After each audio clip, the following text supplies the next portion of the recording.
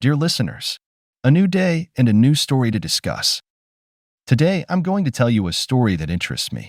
Listen and write down what you think about this situation. I'm interested in your opinions. It's been 5 years, can you believe it?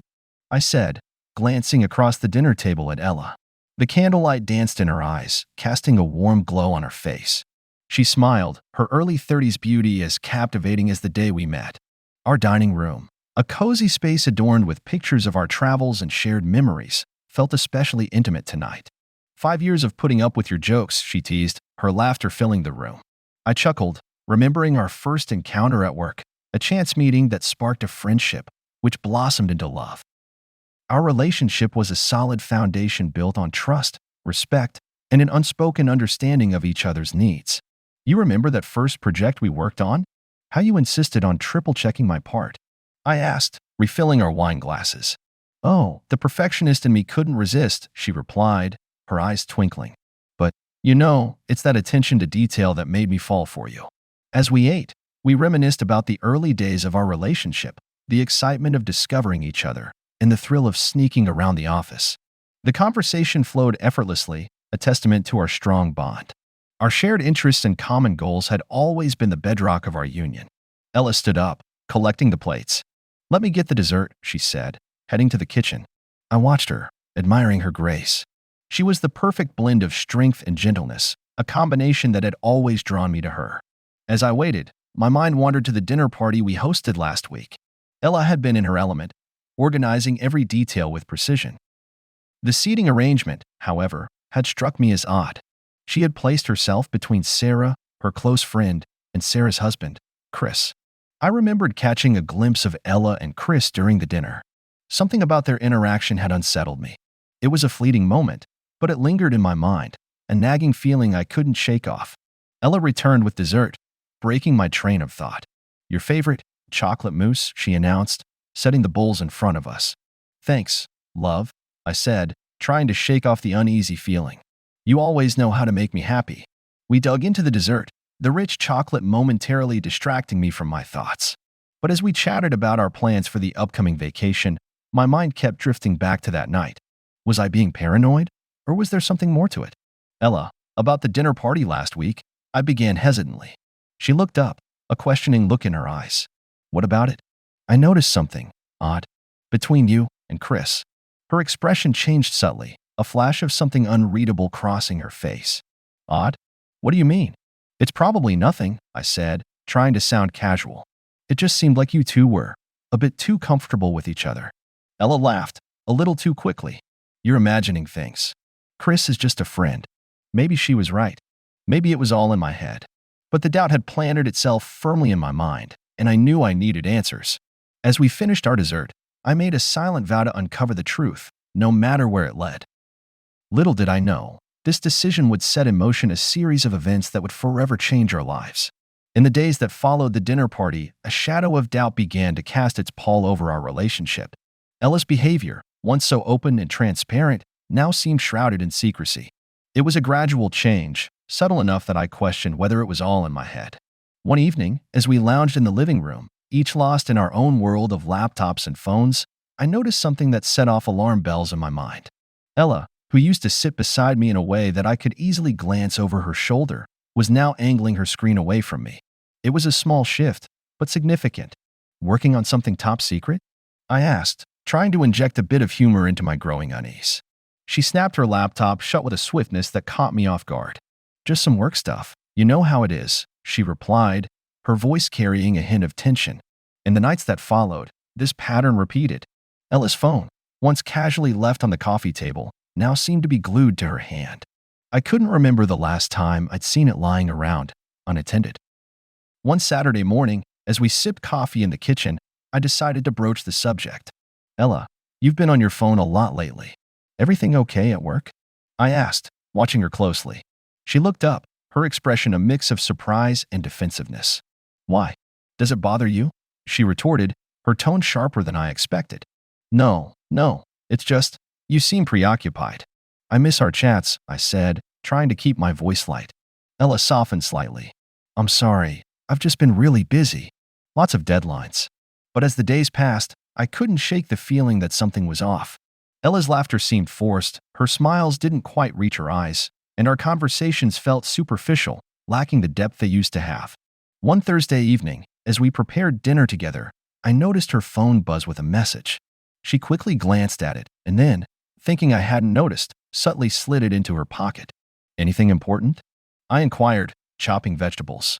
"Just Sarah, planning a girls' night out," she said, a little too hastily. The rest of the evening passed in a blur of forced normalcy. We ate, we talked, we watched TV, but the undercurrent of tension was palpable. Lying in bed that night, I found myself replaying our interactions over the past few weeks. The more I thought about it, the more I realized that these small changes were adding up to a worrying picture. The following week, my suspicions deepened.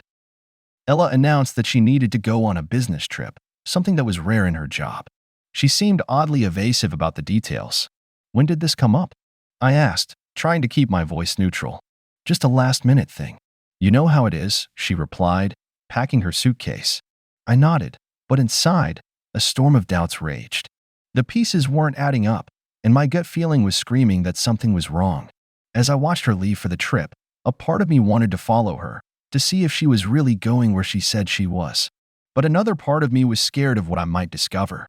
In the silence of our apartment, with Ella gone and my thoughts my only company, I realized I couldn't ignore these red flags any longer.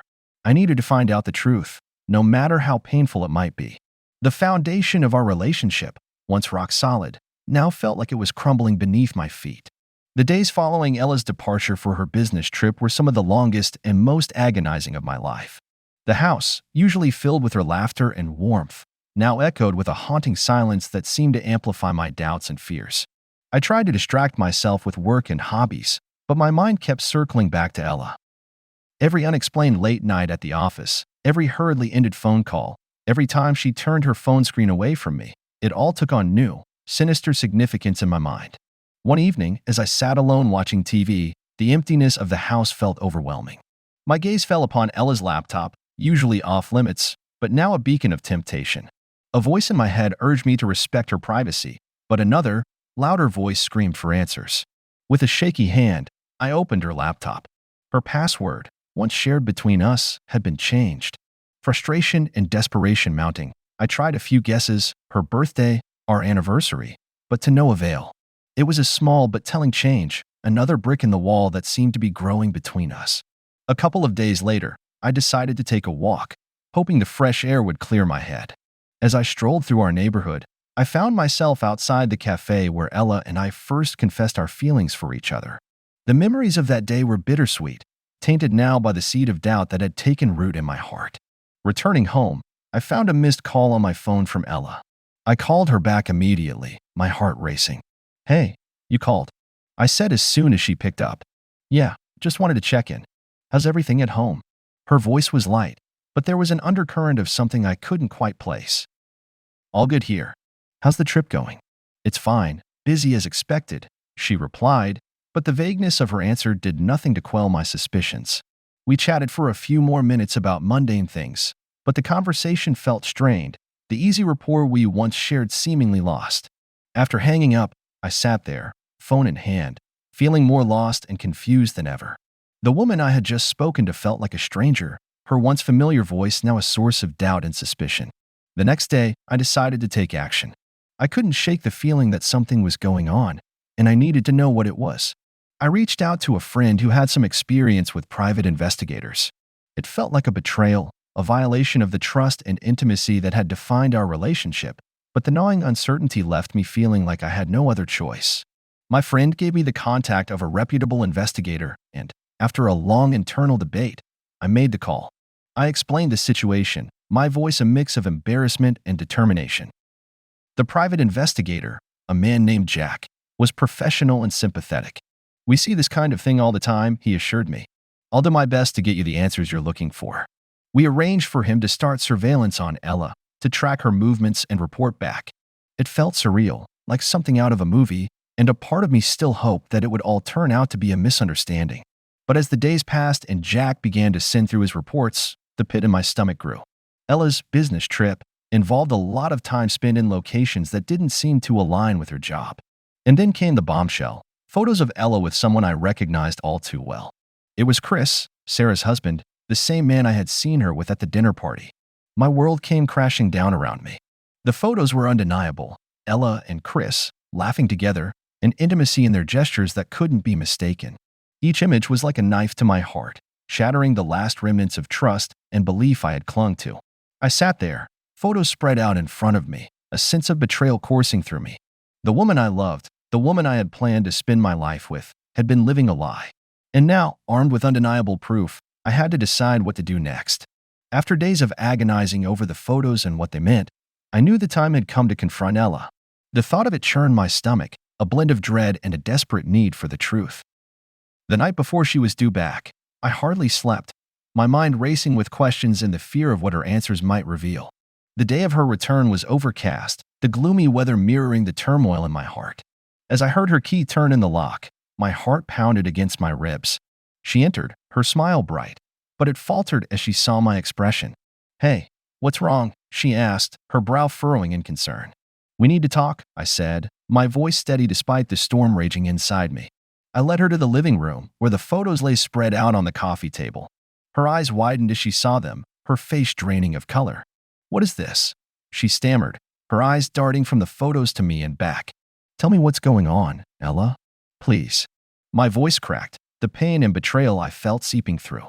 She sank into the couch, her hands trembling as she picked up the photos.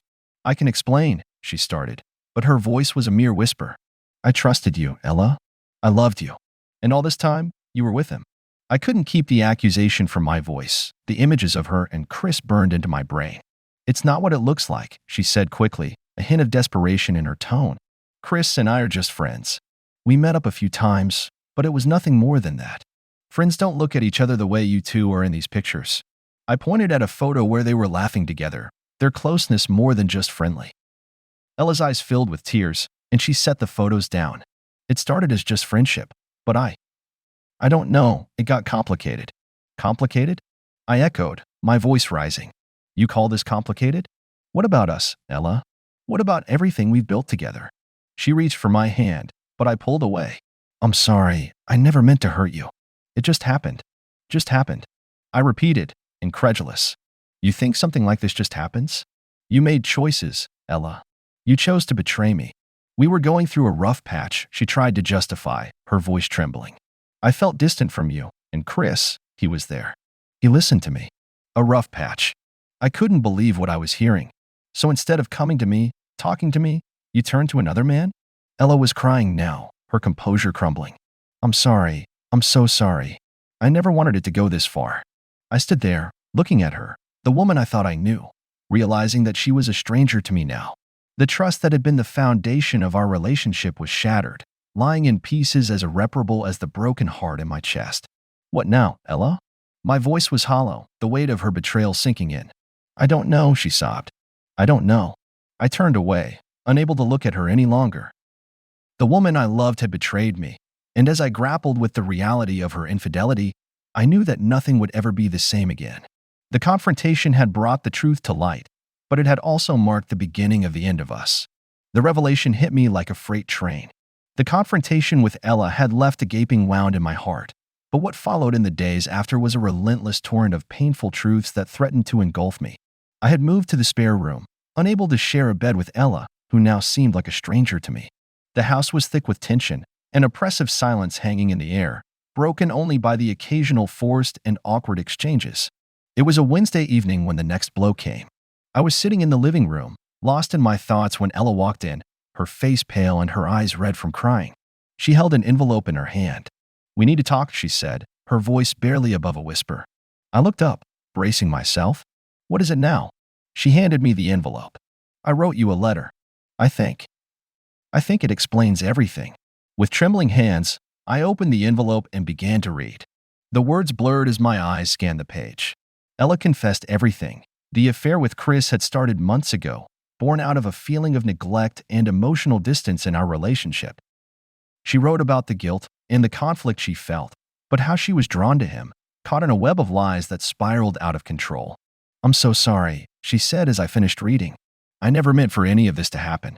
I was lost, and I made a terrible mistake." I sat there, the letter in my hand, a mixture of anger and despair washing over me. A mistake?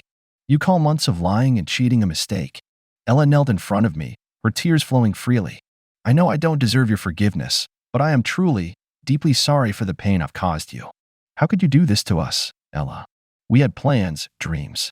You were my everything. She reached out to touch my hand, but I pulled away. I know I've ruined everything. I understand if you can't ever look at me the same way again. The revelation of the affair, the depth of her betrayal, it was all too much to bear. I stood up, needing to put distance between us. Ella, I need some time to think, I said, my voice cracking. She nodded, standing up slowly. I'll stay with Sarah for a few days. Give you some space. As she left the room, I sank back into the chair, the weight of her betrayal crushing me. The woman I had loved and trusted had shattered our life together, and now I was left to pick up the pieces of my broken heart. In the silence of the room, with the echo of her footsteps still lingering, I realized the magnitude of what had happened. The revelation had changed everything, and as I sat there, lost in my thoughts, I knew that the path ahead was going to be a long and painful one.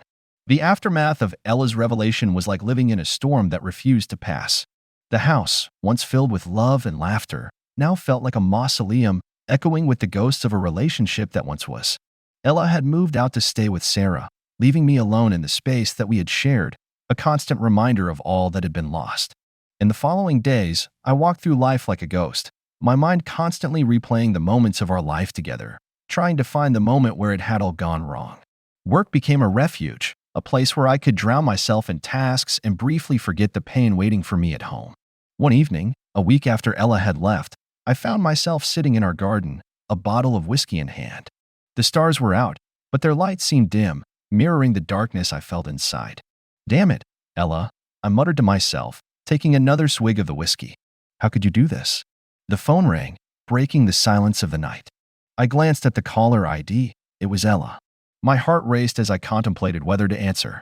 After a moment of hesitation, I pressed the green button. Hello. My voice was hoarse, the alcohol and sleepless nights taking their toll. Hey, it's me. Ella's voice came through, heavy with emotion. I needed to hear your voice. What do you want, Ella? I asked, my tone cold. I don't know. I guess I wanted to see how you are, she replied, a tremble in her voice. How do you think I am? I said, bitterness lacing my words. You tore our world apart, Ella. I'm a mess. There was a pause, and when she spoke again, her voice was barely a whisper. I'm so sorry. I never wanted to hurt you like this. Sorry doesn't cut it, I replied sharply. You've destroyed everything we had. I can't just forget that. I know. I miss you, she said, and I could hear the tears in her voice. Missing me doesn't change what you did, I said, struggling to keep my own emotions in check. You made your choice, Ella. You can't undo that. We talked for a few more minutes, a conversation filled with pain and regret. When we hung up, the emptiness returned, more profound than before. The days turned into weeks, and the weeks into months. I threw myself into my work, using it as a distraction from the pain that gnawed at me every day. Friends tried to reach out, but I found it hard to engage, the betrayal leaving me distrustful and closed off. One day, I came home to find a letter from Ella in the mailbox. My hands trembled as I opened it. She wrote about her therapy sessions, her attempts to understand why she had done what she did, and her hope for my forgiveness. I sat at the kitchen table, the letter in front of me, a myriad of emotions swirling within. Forgiveness seemed like a distant, almost impossible concept. The woman I had loved had broken me in a way I never thought possible. The aftermath of Ella's betrayal was a journey through a landscape of pain and betrayal, a journey that seemed to have no end. As I sat there, alone in the house we once shared, I knew that the road to healing would be long and arduous. Ella's actions had changed everything, and now I had to find a way to rebuild, not just my life, but myself.